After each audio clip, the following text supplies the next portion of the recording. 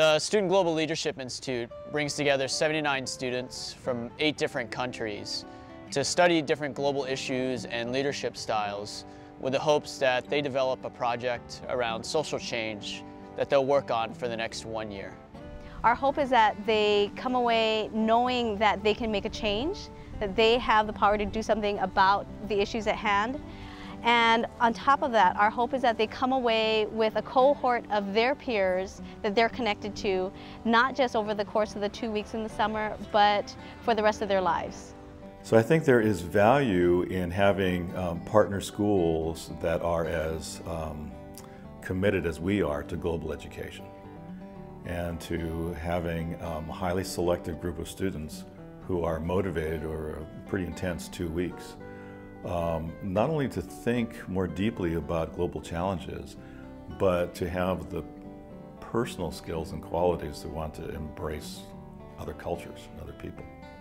The theme this year is food, which is a nice, I guess, cap on top of what we've been doing so far, from water and energy and health.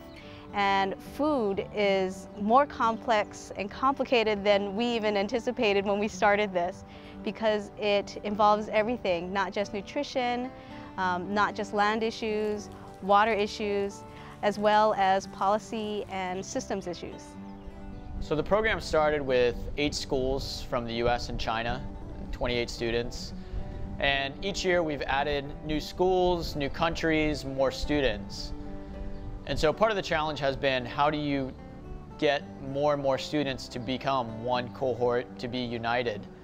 And it's definitely a challenge that we face each year, and we have to be very mindful of our activities so that we are creating student bonds with one another, and that it's not just working groups. We want them to become friends and feel like that they can trust each other and rely on each other. There was a lot of free time to explore around Hawaii, and the activities were incorporated, such as going down to the fish pond or the taro pond. And I didn't think I'd get to experience Hawaiian culture so much when we got to go to the taro pond, and we had to take off our shoes, and we collected the leaves and put them in the pond, and then we mushed them with our feet. Not only was it lots of fun to kind of smush around in the mud and help with the making of the lau lau and making tea leaf lei, but I thought it was also a really important experience to kind of reconnect with the Hawaiian culture and remember how important food is to the Hawaiian culture. And also like just seeing the Hawaiian perspective compared to the Swedish perspective. You know, I would say here's a lot about like the culture, the actual culture, and like local food, and like helping the farmers. I think it's a lot about helping the local. It feels like the culture here is more a part of your life than in Sweden, yeah. I've also really enjoyed talking or listening to the different speakers that we've had, the guest speakers. Because at first I would watch them present, and initially I think like what does this have to do with SGLI, but once you kind of reflect on it, they all have certain pieces in their presentations that has to do with being a leader. And so it's important that our students not only know, but that they interact and that they work with students from different cultures and different communities. I was very surprised that how similar all people are, even though we come from these different parts of the world. Of course, there are some cultural differences. I couldn't use sarcasm with like any of the Chinese kids. Like they didn't get it. They would just be like, take it really seriously. So I had to stop. Like I had to reel that back in. In daily discussions, they have some idioms and jokes that I cannot understand, and that's a really problem. Sometimes only when you express yourself, can other students get to understand what are you thinking about. We do not, or we cannot expect others to always understand us without saying what we are thinking. I also think that it's important to be sensitive, because everyone is a bit different according to their cultures, and you don't want to offend anyone. I think one of the cool things about that though is I think to a certain extent people expected that there would be some cultural differences, so like when you kind of encountered one, people were really open to kind of resolving the problem, and they didn't take offense or you know, make the situation harder than it needed to be. They just kind of worked through it, and then you end up kind of like collaborating and learning from each other in new and unexpected ways. I think being accepting and open to new, to other people's beliefs and traditions is what global education is. So one of the cool things we've done this year is a brand new simulation that will hopefully get them to think about food from an island perspective. So the Hunger Game that we played was, the game, or the object of the game was that you were given an island. Each year you get harvests, and you have to fulfill different nutritional needs of the people. So you have to have this much of different vegetables and meat. So what you then did was that you traded with the other groups in order to fulfill your nutritional needs.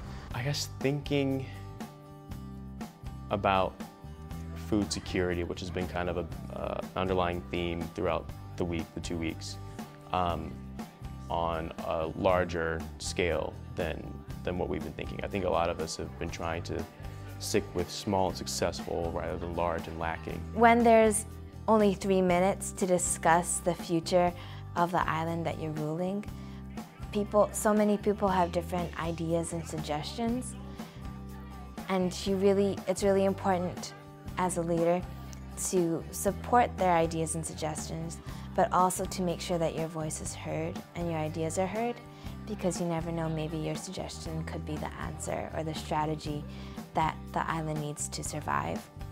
So part of the challenge, I think a lot of our students come thinking that they need to be the most vocal, or they need to be, #1 in terms of the leadership aspect. And I think a lot of students realize that there are different styles of leadership that exist, that each country views leadership in unique ways. To be a leader, you can't just say that you're going to be the leader. You've got to have the support behind you. You've got to be able to work in the team. You've got to have the respect of the people. Having the opportunity to kind of work with all these leaders has given me a chance to learn how to balance between taking the lead and seeing and putting in a lot of suggestions, and also stepping back and being a participant and a follower and a supporter. I think that balance is something that I wouldn't have gotten anywhere else if it wasn't for this program. I think the main thing that we're taking back is kind of the idea that we can make a difference. That, I mean, although we're school kids and we don't really have any experience in food security or any capital at all, I think we can impact a large number of people. I'm taking back a lot of confidence, a lot more than I had had before.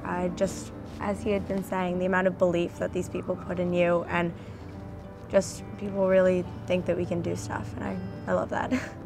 Before the event, I thought about changing the world. You have to do with the government policy. You have to be great politics. But now I think that actually, if our project is to start a garden just to influence a dozen of students first, and then as we evolve and be greater, we can gradually change the world. It doesn't matter if you just start little, but you have global mind, you will be successful.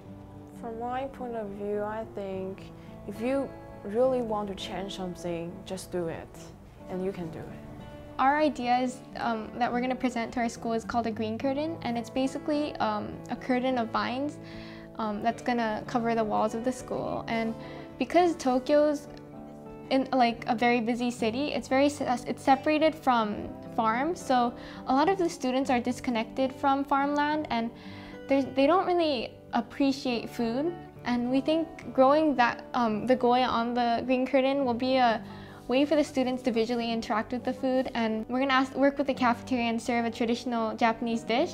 And when the students eat that dish, they'll appreciate the hard work that went into growing the food. What I really look forward to is just really making a difference at the schools that we go to, or even in our own school. Like, I don't want our presentation to be just another thing, 3 guys from St. Paul's came to our school and talked about locally grown food and the importance of it. I want it to be something that they pay attention to and really take home and talk to their parents about and say, well, no, let's buy from One Straw Farm, and let's do this and let's do that. The projects are always pretty ambitious. They're always pretty amazing.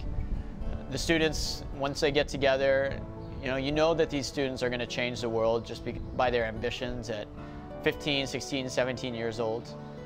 But it's During their downtime, which I think most of the highlights happen, that's when the students are away from the academic work and they're really just bonding with one another and getting a chance to hear their conversations with one another and sharing religious views or socio-political views.